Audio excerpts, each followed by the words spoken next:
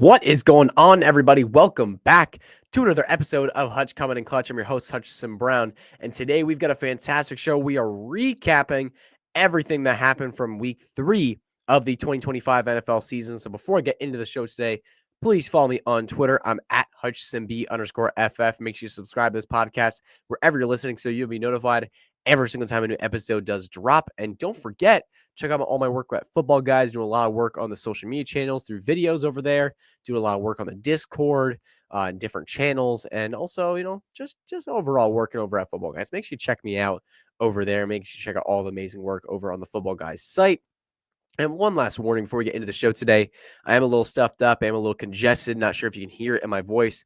So if you hate nasally voices or hate little sniffles, I'm so sorry. That might happen on the show today. So just a warning for you. But want to get this recording for you. I want to get this information for you because we got some fantasy ball takeaways. We got some injuries to talk about. We got some buy, some sell candidates, some waiver wire pickups. We got a ton of stuff to talk about today. So let's start with Thursday Night Football. The Bills come out and defeat the Minnesota Vikings, the Miami Dolphins, 31-21. Big game for Buffalo, going 3-0 to start the year. Miami not doing so hot so far this season. And man, this game came down to one drive. Like Tua had it within a one-score game. Miami was driving down the field. They were looking good, and all of a sudden, he makes a day one rookie kind of mistake. He just missed a simple zone read and throws a nasty interception. It was easy for the defender to just scoop it, come on in and pick it off. It's just a terrible read by Tua, terrible play, and ended up with a Bills win. But man, overall, Tua is just continuously showing us that he is not the answer for Miami Dolphins. And if they were a clean house this year, like fire Mike McDaniel, fire their GM, I would not be shocked if they moved on from Tua Tagovailoa as well, even on that contract. Like maybe draft a rookie in the second round or first round of the NFL draft and just let Tua start a little bit longer and then slowly get this rookie more involved. Like I wouldn't be shocked if this is the kind of path that we see for Tua for the rest of his career in Miami. This is just not, it's not the answer right now. But anyways, let's talk about the main fantasy headlines of this game. There's really one I want to talk about, or really two. We'll start with Tyreek Hill and Jalen Waddle, each catching 5 passes and a touchdown. Great to see this for their consistent fantasy value this year. Last 2 games have both been great for them after a really rocky week 1 start. So nice to see that. Tua in this offense, it's not ideal, but Tua's passing the ball a lot because this Miami defense cannot hold anybody down. So the Tua in this offense, they're going to have to throw the football a lot, and it leads to a lot of Jalen Waddle and Tyreek Hill receptions, so great to see that. But now let's talk about Ollie Gordon. He got really involved in this game after very limited snaps in week 1 and 2, but a heck of a preseason. Ollie Gordon went 9 for 38 and 1 on the ground, and he got really involved in the red zone. He started to get really involved in those short area situations where Devon Achane isn't much of a power back, but Ollie Gordon really is, and he pushes the pile in those third and short, those second short situations. If Ollie Gordon were to get some more goal line carries, not only could he be fantasy relevant himself a little bit here as a desperate flex play, but Devon Achane could lose a tad bit of upside in fantasy football if he were to lose some of his touchdowns. So keep an eye as we go through the season on that. Devon Achane can move from like a top 5 fantasy running back to more in that 6 to 10 range if you were to lose a few touchdowns this year to Ollie Gordon. But now let's go to the Bills side of the football. Dalton Kincaid, he's providing a really good baseline for fantasy purposes. 4+ catches in every single one of his games. 2 of his 3 games, he's scored a touchdown. In plus matchup, he does well. So if you're looking at waiver wire for tight end, Dalton Kincaid in a good matchup is somebody you could absolutely stream because there's not a lot of consistency in this Bills receiving room. We have Keon Coleman, Khalil Shakir, Josh Palmer, but Dalton Kincaid is providing stability in this offense. Now let's head to the Carolina Panthers, the Atlanta Falcons game. Panthers 30, Falcons 0, even though the Falcons outgained the Panthers in terms of passing, rushing, and total overall yardage. So looking at the Panthers game, the Panthers side of this was the largest Panthers margin of victory since 2015 in Cam Newton's MVP season. So let's talk about Ted McMillan, man. He looked very good. Obviously, only 3 catches on 8 targets. That doesn't sound good. Bryce Young missed a couple throws. It wasn't always McMillan's fault. But McMillan has had some great catches this year. He's a great outside threat, not only downfield, but in the short to intermediate ranges as well. He's just developing into their clear-cut wide receiver 1, running excellent routes, getting open on a consistent basis. Love to see what we're seeing from McMillan, man. He is dominating. And then Jatavian Sanders left with an injury. We're not sure how he's going to react, how he's going to miss, if he's going to miss future weeks. So keep an eye on that one. That could open up opportunities receiving game for more options. Now let's go to the Falcons. Michael Penix benched. mid-game for Kirk Cousins. And the sleeper report is so funny. Sleeper said Michael Penix has been benched for Kirk Cousins and just said parentheses bad. It wasn't because usually it was an injury there, but it just said parentheses bad. That's rough, man. Michael Penix played terrible. 50% completion, 2 interceptions. Just rough game. He looked consistently rattled throughout the entire game. He looked completely lost out there. After a couple weeks of looking very solid, he looked lost in this game against Carolina Panthers. I hope this is just like a throw it behind you, get back out there in week 4 and play well. But not a great thing to see from Michael Penix Jr. So keep an eye on him closely as we head into future weeks. Now, let's look at the Green Bay Packers and the Cleveland Browns. There's 2 really key fantasy players I want to talk about here. One for the Browns is Quinshon Judkins. I really hope you listened to me when I said buy him last week because he just went off 18 for 94 and a touchdown, along with a reception, the most routes run in the backfield. He's the clear-cut RB1 on first down, second, and third down.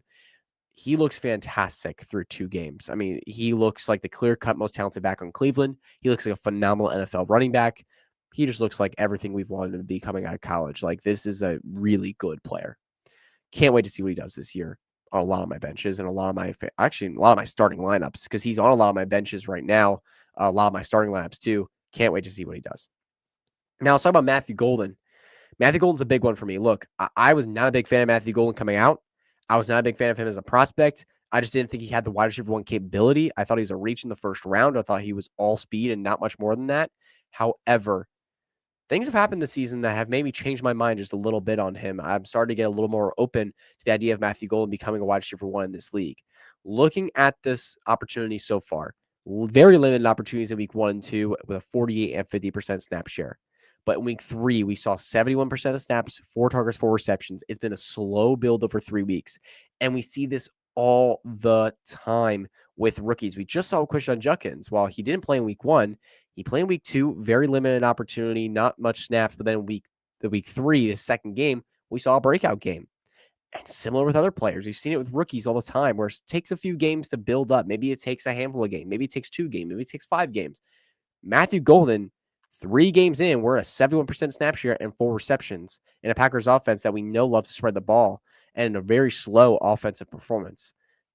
A Matthew Golden breakout game would shoot his value through the moon, considering that Jaden Reed's injured and Romeo Doubs and Octavian Wicks aren't putting up the production that we expected them to this year. Like, he could be the clear-cut wide receiver 1 of this offense now with how things have shaken out so far in Green Bay. I think a breakout game could be coming, and he's going to be dropped on a lot of waiver wires this week. He didn't have a huge game, and there's some rookie wide receivers that people are very intrigued by, and there's Trey Tucker out there people are very intrigued by, and he's on the end of a lot of people's benches. I wouldn't be surprised if we see him dropped a lot, and I wouldn't be surprised if someone's willing to trade him to you for pennies on the dollar. So keep an eye on Matthew Golden as a potential buy low candidate right now before a huge breakout game comes in the future, because the ramp up has been very slow but very steady, and a breakout game could be coming for this first round rookie. Now, let's head to the Houston Texans and the Jacksonville Jaguars game. Houston 10, Jacksonville 17. I'm going to keep this one really quick. Brian Thomas Jr. so far this year, where's the panic meter? 25 targets, 7 catches. I'm going to be honest. For now, he's a low-end wide receiver 2 for me, and he's someone that you can bench. However, I think long-term through the season, I'm not worried about him. He is a phenomenal talent, a phenomenal athlete. I think this is just the Jaguars offense adjusting Liam Cohen and Trevor Lawrence just struggling. I think once we get a little bit more into the season and this offense starts to click a little bit better, I think we're going to see a lot more involvement for Brian Thomas Jr. And in terms of involvement, I just mean more catches and more fantasy points because he's been involved. He just needs to come down with the football a lot more. And I think it'll happen. I highly doubt that this talented of a player is going to stay this unproductive for very long. Now, let's head over to the Houston side. Crazy Houston Texans stat on offense. So the Carson Wentz led Minnesota Vikings, the Sam Darnold led Seattle Seahawks, the Marcus Mariota led Washington Commanders, and the Daniel Jones led Indianapolis Colts. All scored more points on Sunday this past week than the Texans have all season.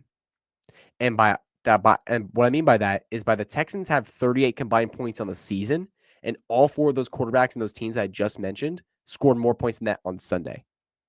Like, the Texans are struggling on offense. The offensive line is playing awful. The run game is mid. C.J. Stroud looks bad. And the receiving core has nobody consistent besides Nico Collins. That is it.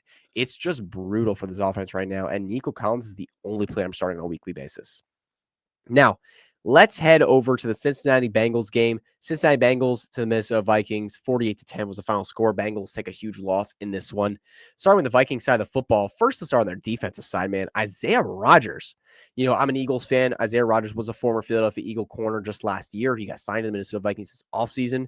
Sucks to lose him because we could really use a cornerback too right now in Philadelphia, especially after Adoree Jackson, who had been struggling his injury. We could use a corner right now, but Rodgers, man, 2 defensive touchdowns. First Minnesota Viking on defense to have 2 touchdowns, and first player in PFF history to have a 99.9 grade in a regular season game. Like, monstrous numbers from Isaiah Rodgers here, a performance to remember. And now let's look at the offensive side for Minnesota. 2 key highlights here. Jordan Mason had a big game. He's a locked and loaded RB2 with Aaron Jones out. He's touchdown dependent, but he seems very efficient, and he seems like the touchdowns are to come often because his offense is productive. And Kevin O'Connell loves to run around the red zone. So, yeah, Jordan Mason, big game. He's going to continue to do that. And then TJ Hockenson shows some signs of life. We only saw 27 yards through 2 weeks in this offense. Not good. However, 49 yards on 5 catches and a touchdown this last week. I expect him to continue this kind of production with Carson Wentz. When JJ McCarthy comes back, we'll see. We don't know.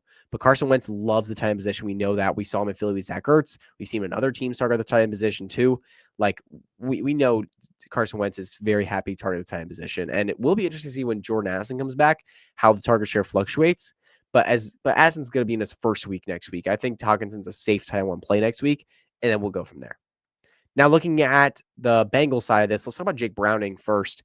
Jake Browning, rough. Barely completed 60% of his passes, 2 interceptions. Really rough game for him in this one. He did not look like the 2023 Jake Browning that we saw. And if this were to continue, I mean, Jamar Chase is barely a wide receiver 1. T. Higgins is straight up a bench. Unless it's a very good matchup, then maybe you can play him. And Chase Brown, unless we see something else good, he's on my bench. Like, I just won't start him. And transitioning to Chase Brown, 47 carries, 93 yards so far this year, only 4 catches, not involved in the receiving game.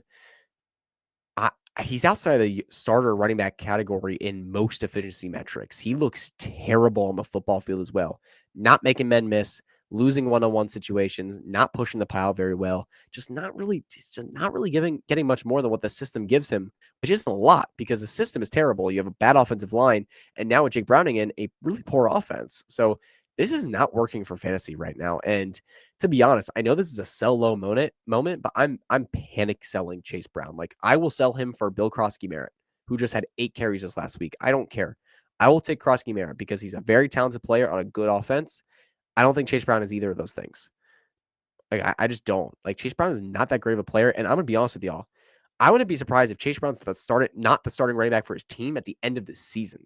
Todd Brooks is a very interesting player. He was drafted in the 6th round for the team at Texas Tech, had some huge production numbers in Texas Tech, and he got 5 carries this last week. He started to get involved, obviously more later in the game, but still got involved. It was really interesting to see that. If we were to continue to see Chase Brown struggle in this way, do not be surprised if the Bengals are like, well, we might as well throw the rookie out there and get him some touches, see what he can do, and Chase Brown starts to lose some serious volume. If that were to happen, man, Chase Brown value is going to completely plummet.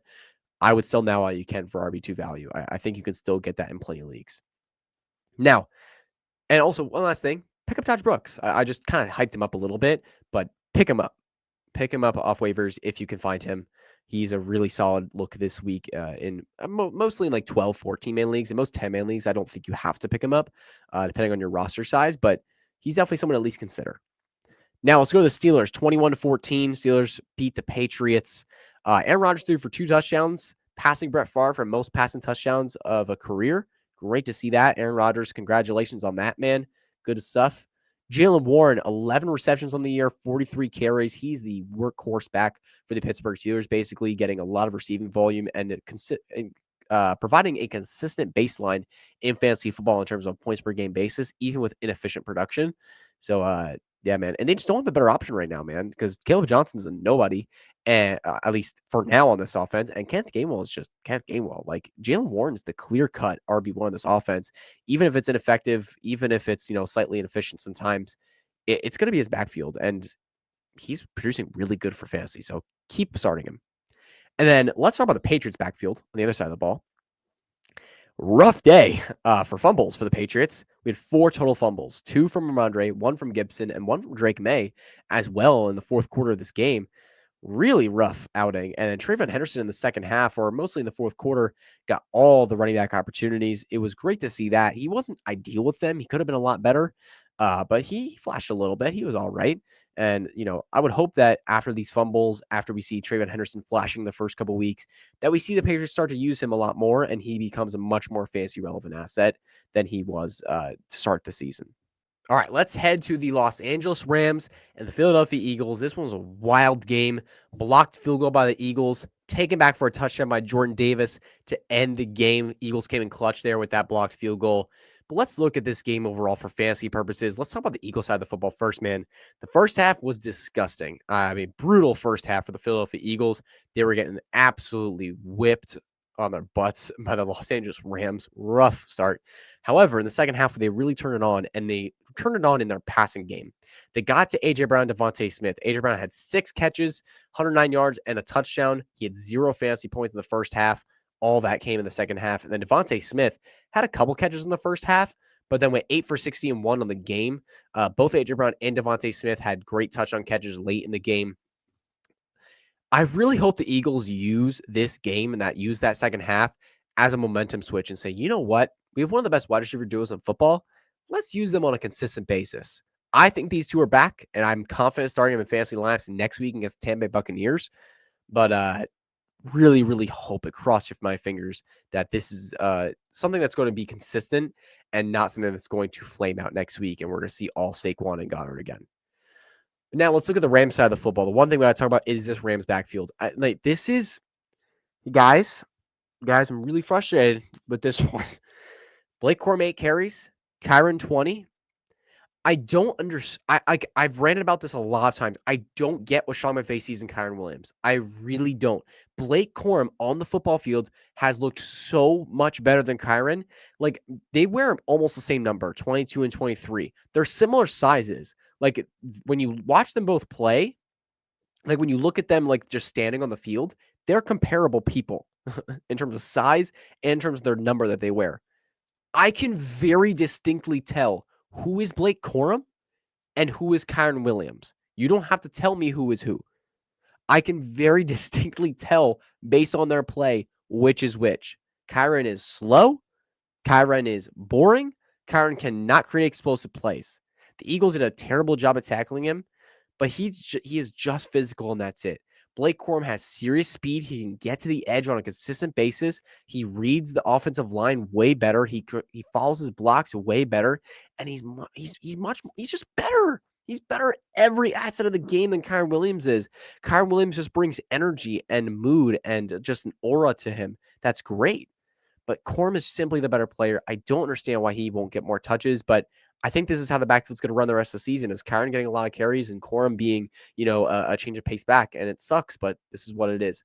I'd pick up Blake Corum on the waiver wire, though, because looking at Corum, if Kyron were to go down, Corum is probably a top 10 running back in weekly rank, wherever he is, because he gets the workhorse role of the Rams. And that's Kyron Williams' role, except he's better than Kyron, so he'll do much better with the volume.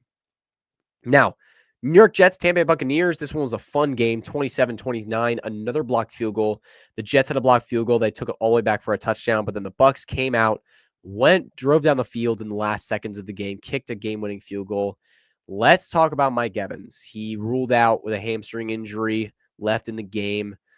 This is tough, man. This is not good. He had this issue earlier in the offseason. We saw a hamstring pop up for him before the season started. He's had hamstring injuries before. I'm not saying he's going to get placed in IR, but we could definitely see some missed games from Mike Evans here, considering his age range. And if we do, it's a Emeka Egbuka wide receiver 1 season, and that's awesome. Cade Otton could get more involved, but I'd keep an eye on Tez Johnson, the outside speedster for the Tampa Bay Buccaneers. I think he's worth a pickup in deeper leagues. Tez Johnson, we saw a huge target downfield for him. Baker just missed it.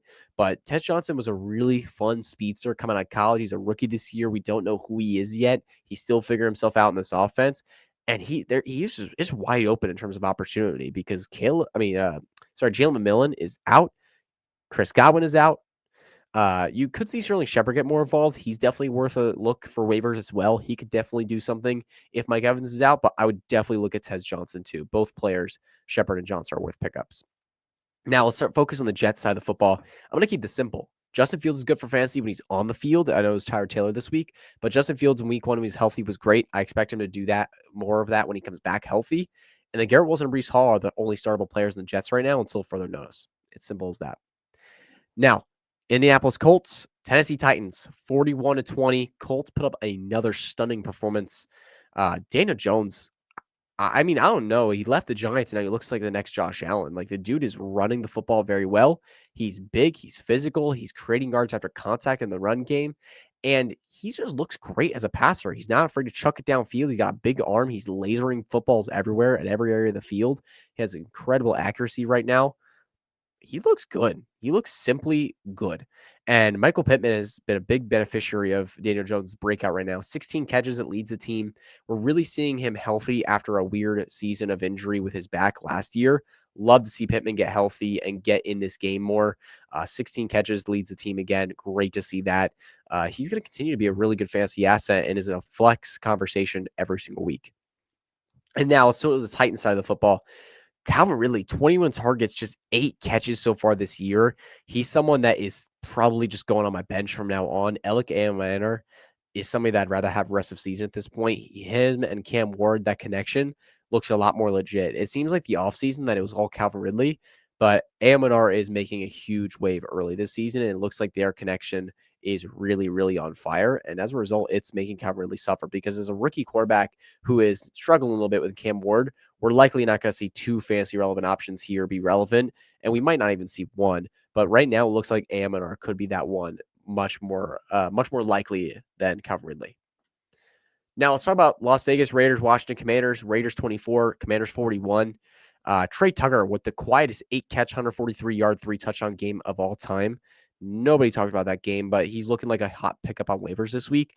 I'd be very hesitant with that one. Trey Tucker is a solid player, but that's all he is. We know he's a very capable wide receiver, but that's truly all he is. He just isn't more than that. This is an anomaly of a game. This is a crazy fluke. This is not going to happen again. I would spend elsewhere. There are many other, like Tez Johnson, Sterling Shepard that I mentioned, Matthew Golden if he's dropped, like I mentioned, other younger players that simply have more juice and more upside than Trey Tucker. Now, let's go to the Washington Commanders side of the football. Marcus Mariota looked great. He looked really solid as a passer, very capable. He looks great as a runner as well. 6 attempts for 40 yards and a touchdown. If he were to play again next week, he's in the streaming quarterback conversation for sure. Obviously, the next team's going to have a game film on him. We don't know what he's going to do then. Like, is he going to be figured out? But he's definitely in the conversation for streaming quarterback, especially as a QB2 if you need one next week, especially with that rushing upside. And Terry McLaurin did leave the game with a quad injury. It doesn't seem too serious. Also, Commanders were up in this game by a lot. I wouldn't be surprised if they held him out for precautionary reasons because they knew they were going to win anyway. So just Terry McLaurin, I'd be happy to start him next week, assuming he's playing, but let's just keep an eye on that one. And then not the last game. Sorry, what am I thinking? Denver Broncos 20, Los Angeles Chargers 23. The Chargers start 3-0, and all 3 games against divisional opponents, the Raiders, the Chiefs, and the Broncos, 3 big wins. Love to see this for Los Angeles. They are establishing dominance in their division this year. Love to see that.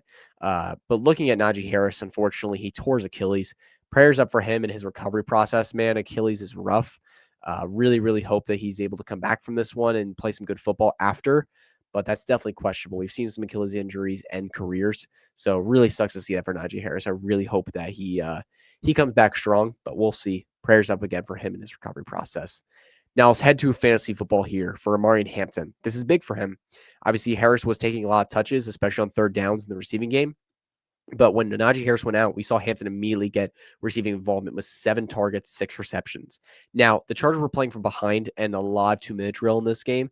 I do not think that Hampton is going to see 7 targets on a consistent basis. I don't think he's even going to see 4 targets on a consistent basis. Hampton's a good enough pass catcher to the point where he's probably going to range in between 2 to 4 targets a game. And that's good. That's very good. But if he continues to stay inefficient in the run game and continues to be just this okay back, that's not going to provide elite RB1 fantasy football production. It'll be very good, like probably in the top 20 conversation for sure. But our elite RB1 conversations are not where I'm putting Amari Hampton right now. Obviously, look, it's only his first few games. He could get better as the season goes along. He could get more efficient for sure. But if you could sell Amari Hampton right now for elite RB1 costs or like top 10 RB costs, I'd be willing to do that because you're paying for what you think he's going to do. And it requires him to grow as a player when we don't know if that's the case. Because what I see on film is the same exact guy that we saw in college. And I don't want to pay up for him. So if you have him on your team, you can use this Najee Harris injury as a huge sell window right now. So go for it if you can. But if you can't get anything more than like top 15 running back prices, just keep him. He's an exciting rookie who has a huge opportunity here and he could do better. Now, let's rank this receiving core. Keenan Allen, Ladd McConkey, Quentin Johnson, rank them 1 through 3. This is really hard because I have my list right here and I don't want to say it because it makes me feel terrible. God, it's so hard. It's so hard. Man. Okay, I'm just going to put this way. Quentin Johnson's number 2. Quentin Johnson's at 2. He looks way too good with the football in his hands. He's making big plays downfield. It's not just broken coverage. He is beating people on a regular basis, and he's scoring touchdowns. Like, he is a huge asset for the Chargers offense. He's number 2. He provides weekly upside. It's about who I want to put at 1 and 3 between Keenan Allen and Ladd McConkey because Allen, so far this season, is by far the better fantasy asset, and it's not even close. He's like the wide receiver 6 on the season right now, while McConkey is not even in the top 30 conversation. However, Keenan Allen is a lot older. He could be benefiting from fresh legs right now. And injury is something that he's dealt with a lot in his career. That could be coming for him at his older age. McConkey is a young, explosive wide receiver who was so good in his rookie year and had huge upside this season. I think if we were like 6 weeks in and Keenan Allen was still doing what he's doing, I would pick Allen. But because we're only just a couple weeks in, I have to put Ladd McConkey above and put Keenan at 3, just because of the risk that fresh legs are benefiting him and that injury might be coming his way as a veteran. So it's really close between all 3 of these players. They're all separated by a hair, but it's a really, really interesting receiving core right now. Net also, Aranda Gadsden, the rookie tight end, late round draft pick for the Chargers, took over as a starting tight end this week and did really well. 5 catches on 7 targets, 49 yards. Now, look, with the 3 big receivers in front of him, it's going to be hard for him to be a consistent fantasy asset, but a good matchup with the Chargers throwing the ball, he could be a very fantasy relevant option. So keep an eye on him. Now, Saints, Seattle, 44-13. I'm going to keep this one quick. Torrey Horton is the player you want on waivers this week from the Seattle Seahawks. 4 targets, 3 receptions, 32 yards, and a touchdown. Had a touchdown week 1 as well. And then he had a 95-yard kick return touchdown this week. He's been flashing a lot. He flashed a lot in the offseason and in preseason, and now we're seeing flashes early in the year.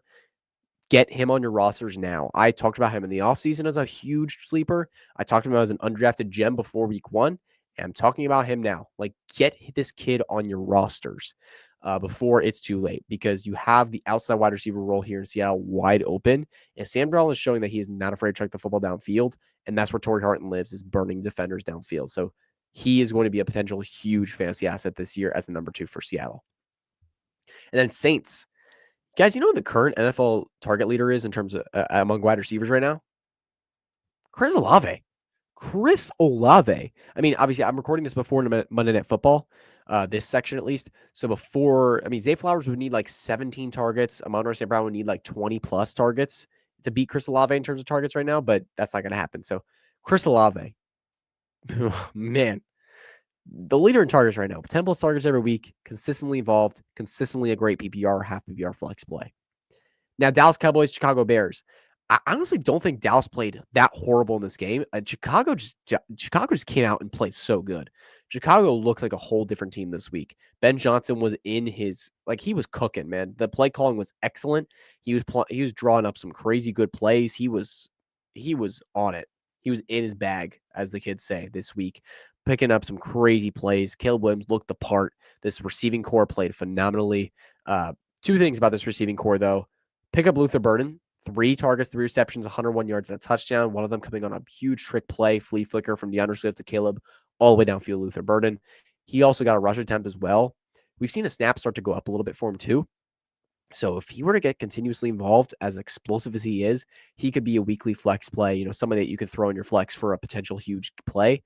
Love that as a waiver wire pickup. And then looking at Colton Loveland, man, he had a hip injury, left the game, did not return. Obviously, it was a little later in the game, so it might have been a precautionary thing, just like with Terry McLaurin that we were talking about earlier.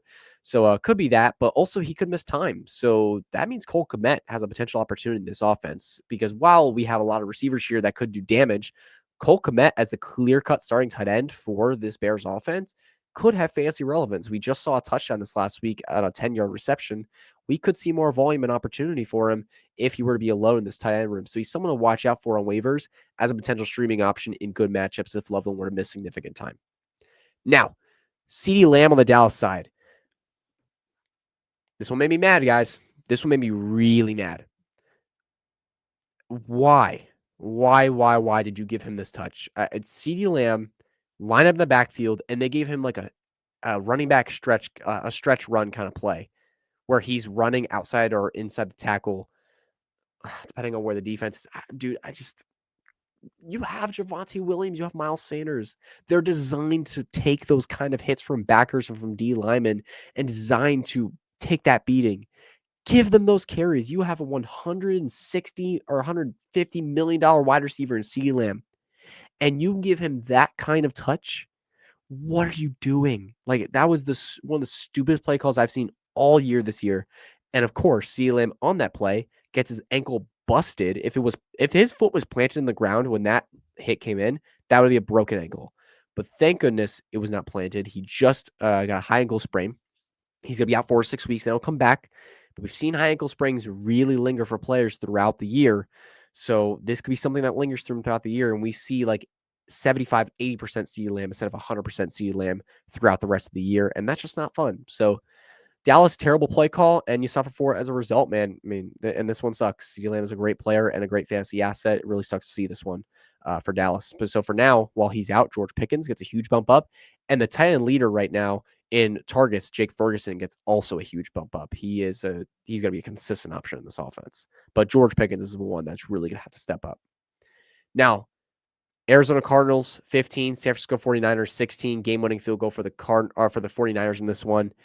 Another running back injury, James Conner, devastating ankle injury, out indefinitely per most reports. That's not just out for the season, out indefinitely. That's brutal.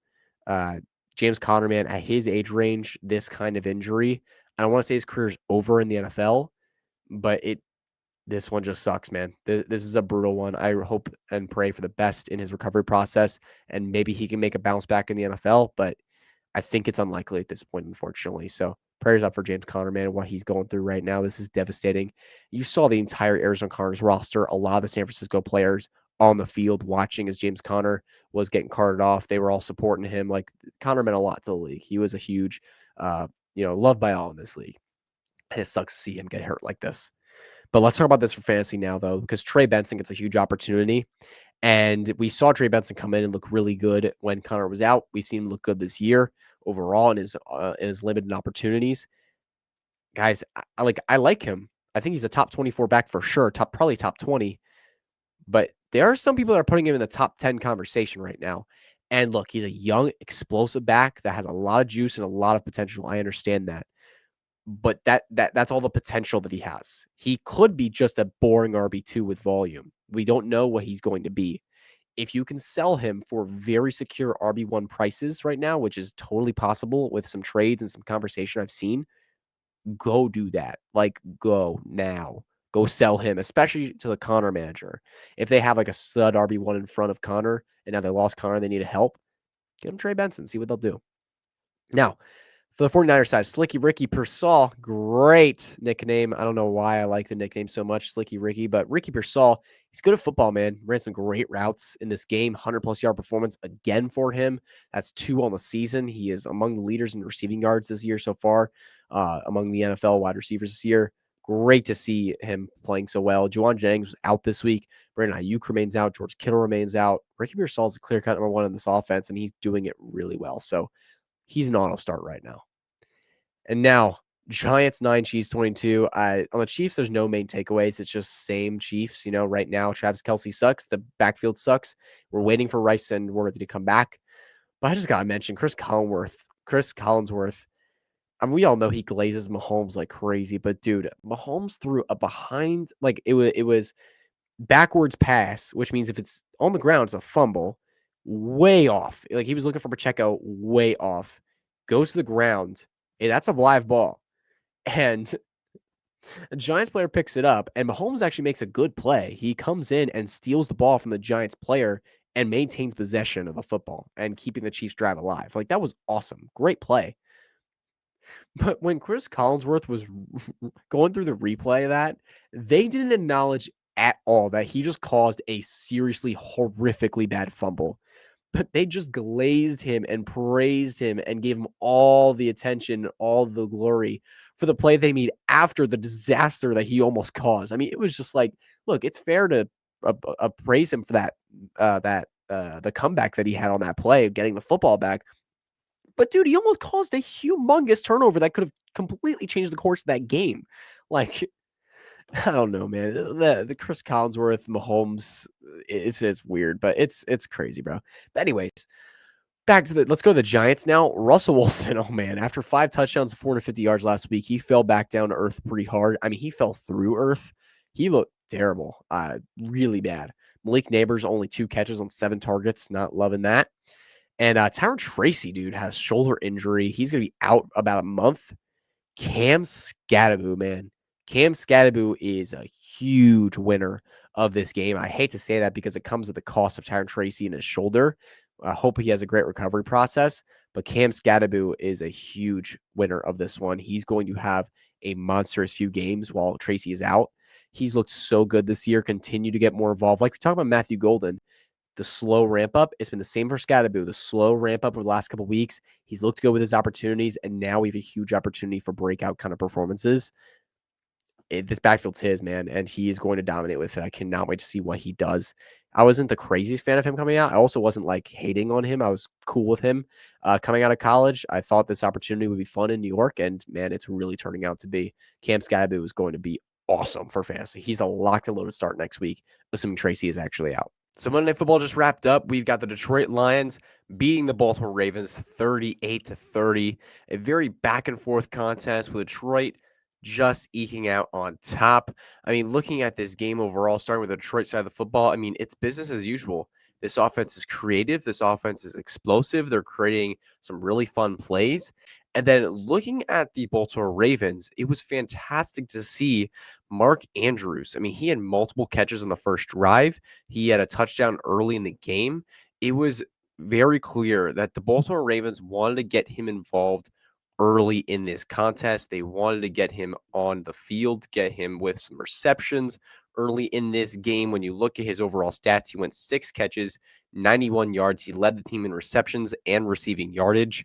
So that's really, really good to see. Obviously, you look, Zay Flowers ended up only going 2 for 13 in this one. So, hey, maybe rest of the season we start to see a little bit less Zay Flowers, a little bit more Mark Andrews as Mark Andrews re-earns a piece of this passing pie in this offense. But it'll be intriguing to see what we do in future weeks here. Mark Andrews looked good on his targets. He looked efficient. So I'm assuming that rest of the season, Mark Andrews is going to be a locked and loaded tight end play, especially since he's so valuable around the red zone with Lamar Jackson. But that's going to be it for the recap, and that's going to be all for Hutch Coming in Clutch today. Thank you all so much for tuning in. Greatly appreciate you. Please follow me on Twitter at HutchinsonB_FF. Make sure you subscribe to this podcast wherever you're listening so you'll be notified every single time a new episode does drop. Make sure you come back on Thursday. We're preparing for battle for week 4 of the NFL season. We're bringing on Joey Wright from Football Guys to talk with us about the over-unders. See y'all then.